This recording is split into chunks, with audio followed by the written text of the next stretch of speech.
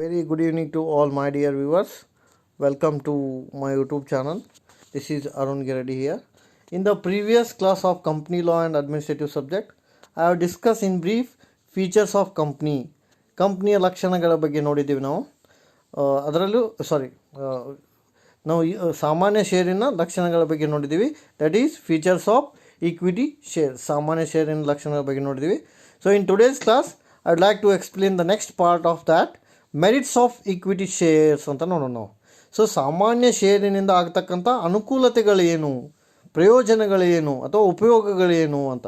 ಅಂದರೆ equity share ನೀವು ತೊಗೊಂಡ್ರಿ ಅಂದರೆ ನಿಮಗೇನು ಉಪಯೋಗ ಆಗ್ತಾವ, ಅನುಕೂಲತೆಗಳೇನು ಅನ್ನೋದನ್ನು ನಾವು ಇವತ್ತಿನ ಕ್ಲಾಸ್ನಲ್ಲಿ ನೋಡೋಣ. So the first point is clearly given, no burden on company ಅಂತ ಕರಿತೀವಿ. ಫಸ್ಟ್ ಪಾಯಿಂಟ್ ಏನು ರೀ? No burden on company. ಕಂಪ್ನಿಯ ಮೇಲೆ ಒತ್ತಡ ಇರೋದಿಲ್ಲ ಅಂತ. ಫಸ್ಟ್ ಪಾಯಿಂಟ್ ಏನೈತೆ ನೋಡಿರಿ, no burden on company. Heading ಇದು, ನೋ ಬರ್ಡನ್ ಆನ್ ಕಂಪ್ನಿ. ಕಂಪ್ನಿಯ ಮೇಲೆ ಒತ್ತಡ ಇರೋದಿಲ್ಲ. ಸೊ ಯಾಕಂತ ಕೊಟ್ಟಾರವರು, they do not impose any financial burden on the company because dividend on these shares are subject to availability of sufficient profit. No, what they try to say that here there is no pressure on equity shares because the dividend is paid only if there is a profit. Now see the point, if there is no profit, there is no chance to give any dividend to equity shareholder. It is very clear that only paid the dividend after firm is going to earn a huge profit. Means what they try to say that after earning profit, then only the firm is able to give dividend to its equity shareholder. Otherwise there is no burden on equity shares. ನೋಡಿ ಕ್ಲಿಯರಾಗಿ ಏನು ಹೇಳ್ತಾರಂದ್ರೆ ಅವರು, ಇದರಿಂದ ಕಂಪ್ನಿಯ ಮೇಲೆ ಯಾವುದೇ ರೀತಿಯಾದಂಥ ಹಣದ ಒತ್ತಡ ಇರೋದಿಲ್ಲ.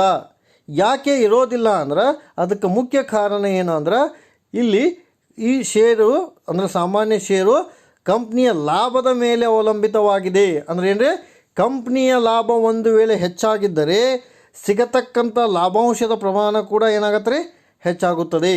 ಅಂದರೆ ಒಂದು ವೇಳೆ ಕಂಪ್ನಿಯಲ್ಲಿ ಲಾಭ ಇರದಿದ್ದರೆ ಸೊ ಲಾಭಾಂಶವನ್ನು ಕೊಡುವ ಪ್ರಶ್ನೆ ಬರೋದಿಲ್ಲ. ಅಂದರೆ ಷೇರುದಾರರಿಗೆ ಲಾಭಾಂಶವನ್ನು ಕೊಡಬೇಕಾದರೆ ನಿಮ್ಮ ಹತ್ತಿರ ಲಾಭದ ಪ್ರಮಾಣ ಏನಾಗಿರ್ಬೇಕು ರೀ, ಹೆಚ್ಚಾಗಿರಬೇಕು. ಹಾಗಾಗಿ ಸಾಮಾನ್ಯ ಷೇರಿನ ಮೇಲೆ ಯಾವುದೇ ರೀತಿಯಾದಂಥ ಒತ್ತಡ ಇರೋದಿಲ್ಲ ಅಂತ ನಾವಲ್ಲಿ ಹೇಳ್ತೀವಿ. So what is the first important point, there is no burden on equity shares. So ಸಾಮಾನ್ಯ ಷೇರಿನ ಮೇಲೆ ಯಾವುದೇ ತೆರನಾದಂಥ ಒತ್ತಡ ಇರೋದಿಲ್ಲ. ಕಾರಣ ಇಷ್ಟೇ, ಇಲ್ಲಿ ಲಾಭಾಂಶವು ಕಂಪ್ನಿಯ ಲಾಭದ ಮೇಲೆ ಅವಲಂಬಿತವಾಗಿದೆ. ಒಂದು ವೇಳೆ ಲಾಭ ಪ್ರಮಾಣ ಹೆಚ್ಚಾಗಿದ್ದರೆ ಸಾಮಾನ್ಯ ಷೇರುದಾರರಿಗೆ ಸಿಗತಕ್ಕಂತಹ ಲಾಭಾಂಶದ ಪ್ರಮಾಣ ಕೂಡ ಹೆಚ್ಚಾಗುತ್ತದೆ ಅಂತ ನಾವಲ್ಲಿ ಕರಿತೇವೆ. ನಾವು the second point is, it attract more investors. Clearly they are given. The second point is, it attract more investors. ಹೆಚ್ಚು ಹೂಡಿಕೆದಾರರನ್ನು ಆಕರ್ಷಿಸುತ್ತದೆ ಅಂತ ಕರಿತೀವಿ ನಾವು.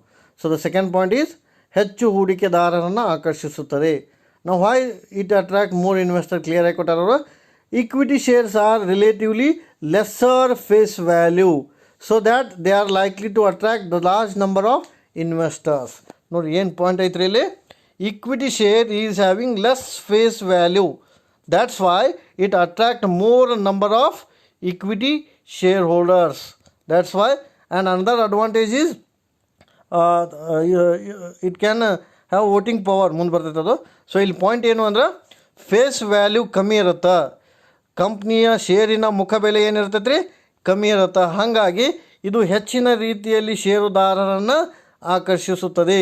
ಸೊ ನೆನಪಿಟ್ಕೊರಿ, ಹೆಚ್ಚಿನ ರೀತಿಯಲ್ಲಿ ಷೇರುದಾರರನ್ನು ಆಕರ್ಷಿಸಬೇಕಾದರೆ ಇಲ್ಲಿ ಷೇರಿನ ಮುಖಬೆಲೆ ಏನಾಗಿರುತ್ತದೆ, ಕಡಿಮೆ ಆಗಿರುತ್ತದೆ ಅಂತ ನಾವಲ್ಲಿ ಕರಿತೀವಿ. ಸೊ ಹಾಗಾಗಿ ಫಸ್ಟ್ ಏನು ಡಿಸ್ಕಸ್ ಮಾಡಿದ್ದೀವಿ ನಾವು, the first one is there is no burden on equity share. So ನೋಡಿ ಪಾಯಿಂಟ್ ಏನು ಅಂದ್ರೆ, ಸಾಮಾನ್ಯ ಷೇರಿನ ಮೇಲೆ ಯಾವುದೇ ರೀತಿಯಾದಂಥ ಒತ್ತಡ ಇರೋದಿಲ್ಲ. And second one is, second point is, it can attract more investors ಅಥವಾ ಇಕ್ವಿಟಿ ಹೂಡಿಕೆದಾರನ ಹೆಚ್ಚಿಗೆ ಆಕರ್ಷಿಸುತ್ತದೆ.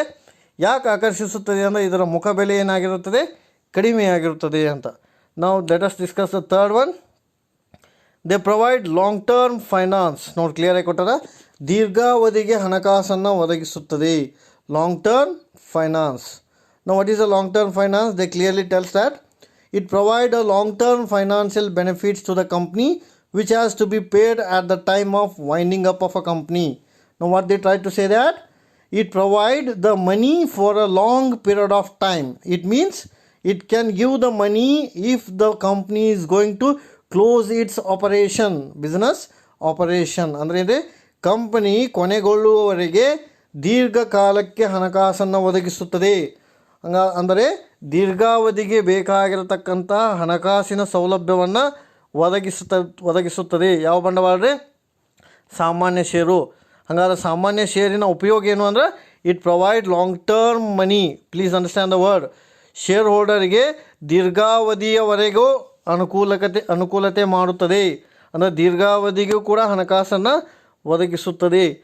ದೀರ್ಘಾವಧಿಗೆ ಅಂದರೆ ಏನು ರೀ? ಕಂಪ್ನಿ ಕೊನೆಗೊಳ್ಳುವವರೆಗೂ, ಕಂಪ್ನಿ ವ್ಯವಹಾರವು ಕೊನೆಗೊಳ್ಳುವವರೆಗೂ ಹಣಕಾಸಿನ ಫೆಸಿಲಿಟಿಯನ್ನು ಇದು ಪ್ರೊವೈಡ್ ಮಾಡುತ್ತಾ ಅಂತ. ಆಮೇಲೆ next one is no change on property of a company. ಕಂಪ್ನಿಯ ಆಸ್ತಿಯಲ್ಲಿ ಯಾವುದೇ ಬದಲಾವಣೆ ಆಗೋದಿಲ್ಲ. ಇದು ಒಂದು ಅಡ್ವಾಂಟೇಜ್. ಯಾಕಂದ್ರೆ company is able to get the fixed capital without any specific charge on asset of a company. Now what they try to say that there is a no change on property of a company. ಕಂಪ್ನಿಯ ಆಸ್ತಿಯ ಮೇಲೆ ಯಾವುದೇ ಬದಲಾವಣೆ ಇರೋದಿಲ್ಲ. ಯಾಕೆ ಬದಲಾವಣೆ ಇರೋದಿಲ್ಲ ಅಂದ್ರೆ because the company is able to get the fixed capital without specific charge on asset of a company. ಅಂದ್ರೆ ಕಂಪ್ನಿಯು ಸ್ಥಿರ ಬಂಡವಾಳವನ್ನು ಹೊಂದುತ್ತದೆ ಹಾಗೂ ಆಸ್ತಿಯು ಯಾವುದೇ ವಿಶೇಷ ಒತ್ತಡ ಇಲ್ಲದೆ ಇರುತ್ತದೆ ಅಂತ ನಾವಲ್ಲಿ ಕರಿತೀವಿ. ಅಂದರೆ ಕಂಪ್ನಿಯ ಮೇಲೆ ಯಾವುದೇ ಒತ್ತಡವನ್ನು ಅವರು ಹಾಕೋದಿಲ್ಲ ಅಂತ. ಆಮೇಲೆ next one is there is a more dividend to shareholders. No, clear ಆಗಿ ಕೊಟ್ಟಾರ. there is a more dividend to shareholders. ಷೇರುದಾರರಿಗೆ ಹೆಚ್ಚಿನ ಲಾಭಾಂಶವನ್ನು ಇದು ಒದಗಿಸುತ್ತದೆ ಅಂತ ನಾವಲ್ಲಿ ಕರಿತೀವಿ. Now why it is given more dividend to the shareholder? Because normally these shareholders get more dividend when there is a boom condition of a profit as compared to other shareholder. ನೋಡಿ ಏನು ಹೇಳ್ತಾರೆ ಅವರು, when there is a huge profit then the shareholder will get the more bonus in the form of dividend. If there is a no profit, no dividend. ಹಾಗಾಗಿ ಏನು ಹೇಳ್ತಾರೆ ಅಂದರೆ ಇಲ್ಲಿ ಅವರು, ಒಂದು ವೇಳೆ ಲಾಭ ಹೆಚ್ಚಾದರೆ ಕಂಪ್ನಿಗೆ ಇವರು ಹೆಚ್ಚಿನ ಗರಿಷ್ಠ ರೀತಿಯಲ್ಲಿ ಲಾಭಾಂಶವನ್ನು ಪಡೆಯುತ್ತಾರೆ. ನೋಡಿ, ಪ್ರಿಫರೆನ್ಸ್ ಶೇರ್ ಹೋಲ್ಡರ್ಗೆ ಫಿಕ್ಸ್ ಇರ್ತದೆ ಡಿವಿಡೆಂಡ್. ಪ್ರಾಫಿಟ್ ಆದರೂ ಅಷ್ಟೇ, ಲಾಸ್ ಆದರೂ ಅಷ್ಟೇ. ನೋಡಿ ಪಾಯಿಂಟ್, ಪ್ರಿಫರೆನ್ಸ್ ಶೇರ್ ಹೋಲ್ಡರ್ಗೆ ಡಿವಿಡೆಂಡು ಫಿಕ್ಸ್ ಇರುತ್ತದೆ. ಪ್ರಾಫಿಟ್ ಇದ್ದರೂ ಅಷ್ಟೇ, ಲಾಸ್ ಇದ್ದರೂ ಅಷ್ಟೇ. ಬಟ್ ಇಕ್ವಿಟಿ ಶೇರ್ ಹೋಲ್ಡರ್ಗೆ ಹಂಗಿರೋದಿಲ್ಲ. ಇಕ್ವಿಟಿ ಶೇರ್ ಹೋಲ್ಡರ್ಗೆ ಸಿಗತಕ್ಕಂತಹ ಪ್ರಾಫಿಟ್ಟು ಡಿವಿಡೆಂಡು ಎದರ ಮೇಲೆ ಡಿಪೆಂಡ್ ಇರುತ್ತೆ? ಪ್ರಾಫಿಟ್ ಮೇಲೆ. If the profit is more, equity share holder get more dividend. If there is a no profit, they will get less dividend. But preference share holder ಹಂಗಿಲ್ಲ. Profit ಇದ್ದರೂ ಅಷ್ಟೇ, loss ಇದ್ದರೂ ಅಷ್ಟೇ, fix ಇರುತ್ತೆ. ಹಾಗಾಗಿ equity share ಹೋಲ್ಡರ್ಗೆ ಏನು ಸಿಗುತ್ತೆ ರೀ? more dividend if there is a more profit. Clear ಆಯ್ತು ನೋಡಿ, more dividend more profit ಅಂತ. ಆಮೇಲೆ sixth one, the share holder will enjoy many privilege ಅಂತ ಕರಿತೀವಿ ನಾವು. ಹೆಚ್ಚೆಚ್ಚು ಅನುಕೂಲತೆಯನ್ನು ಷೇರುದಾರರು ಪಡೆಯುತ್ತಾರೆ ಅಂತ. ನೋಡಿ ಕ್ಲಿಯರ್ ಆಗಿ ಕೊಟ್ಟಾರ ಅವರು, they will get many rights from a company. What are their many rights? They can elect the directors, they can inspect the books of account, they can transfer the share. ನೋಡಿರಿ ಏನಂತ ಕೊಟ್ಟಾರ ಅವರು, equity share holders have many rights.